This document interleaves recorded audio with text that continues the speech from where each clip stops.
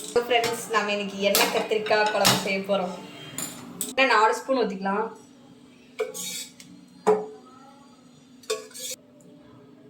கடுகு கடலைப்பருப்பு போட்டுக்கோங்க.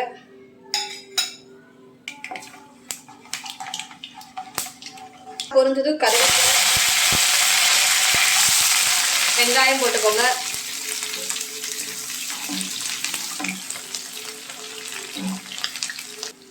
ஒரு 3 வரமிளகா, இஞ்சி பூண்டு பேஸ்ட் 1 ஸ்பூன், கீரி வச்சிருக்கிற கத்திரிக்காய் போட்டுக்கோங்க.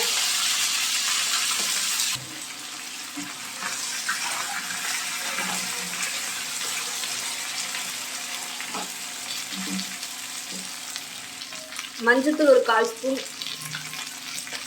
உப்பு ஒரு 1 ஸ்பூன் போட்டுக்கலாங்க.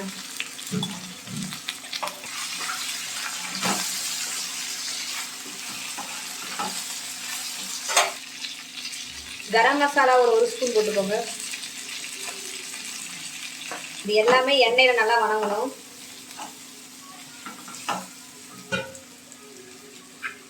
மல்லித்தூள் ஒரு 2 ஸ்பூன் போட்டுக்கோங்க. அப்புறம் காரத்துக்கு மிளகாத்தூள் 1 ஸ்பூன் போட்டுக்கோங்க.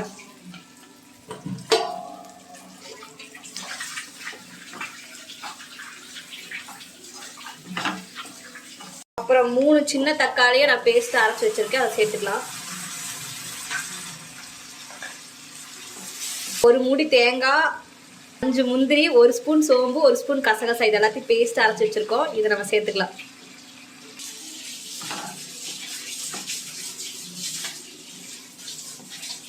இது ஒரு 5 நிமிஷம் மூடி போட்டுக்கலாம்.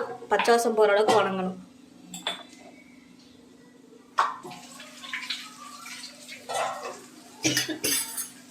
அரைச்சி வச்ச தண்ணியே இருக்கு, அதை வந்து ஊற்றிக்கலாம்.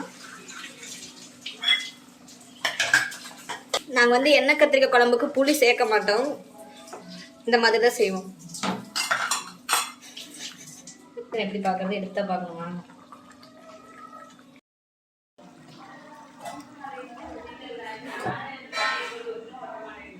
எண்ணெய் கத்திரிக்காய் குழம்பு ரெடி ஆயிடுச்சுங்க.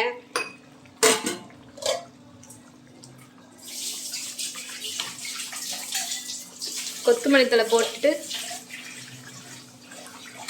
இறக்கிடலாம்.